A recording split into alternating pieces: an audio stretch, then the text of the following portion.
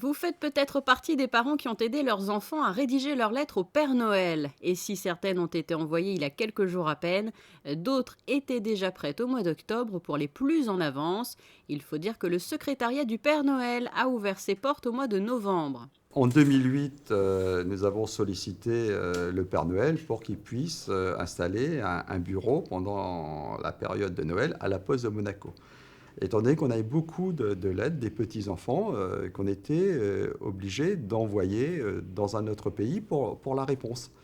Et en 2008, on a écrit au Père Noël qui nous a dit « c'est avec plaisir que je vais venir à Monaco ». Alors que l'activité du courrier baisse naturellement avec le développement des nouvelles technologies, le Père Noël est en croissance d'une façon phénoménale.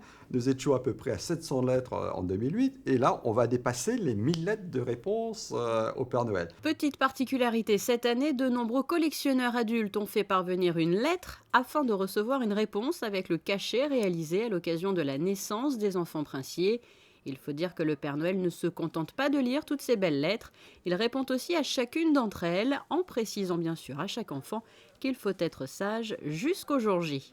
Chaque année, c'est vraiment un plaisir important de rencontrer les enfants parce qu'ils m'offrent vraiment de la joie, du bonheur et c'est vraiment des moments de partage avec eux et c'est vraiment des bons moments. Toutes ces lettres révèlent par ailleurs les tendances du moment, Violetta pour les filles, Cars, Planes et Spider-Man pour les garçons, des courriers qui sont parfois bien plus que de simples lettres de souhait.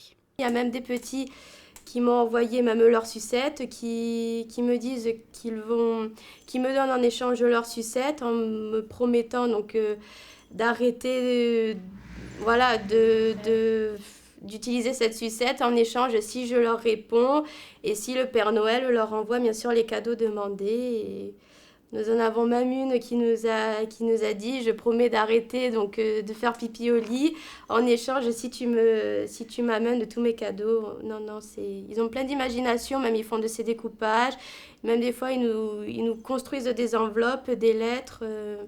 Non, les petits ont toujours de bonnes imaginations. Avis aux enfants pour terminer, vous découvrirez vos cadeaux le 25 au matin, au pied du sapin. Et dans la nuit du 24, n'oubliez pas, gardez peut-être un œil ouvert pour apercevoir ce Père Noël si sympathique qui porte d'ailleurs les couleurs de Monaco sur son costume.